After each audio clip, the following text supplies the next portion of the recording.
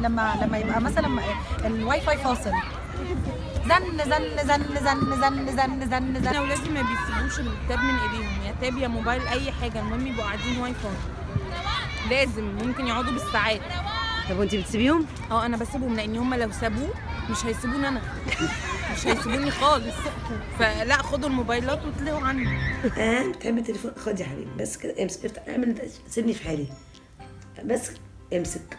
انا بقى اكبر دماغي، اروح بقى اشتغل في المطبخ، اشتغل، انام، اخد دش، بس هو معاه التليفون يسيبني في حالي. لا، اكبر خطا، اكبر خطا. بنبقى عايزين نعمل كده، بنبقى عايزين نخلص منهم، انا عارفه والله، من الزن بتاعهم ومن وجع الدماغ خد امسك اتفرج على اي فيديو وسيبني في حالي. انا عندي واي فاي، هم عندهم فيسبوك، يعني انا عندي ولد عنده 6 سنين، ولد عنده 5 سنين، كل واحد عنده فيسبوك.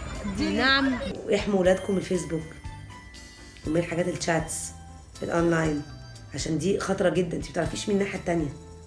الكلمه انت عندك كام 8؟ ايه ده، وانا كمان في مدرسه كذا، وانا كمان ايه ده، المدرسه اللي جنبك. طب بتروحي النادي فين؟ بيضحكوا على اولادك تروح تقابلهم في حته ويطلع راجل كبير اختفى ويجري. هتقولي لي الفيسبوك بتاعه ايه؟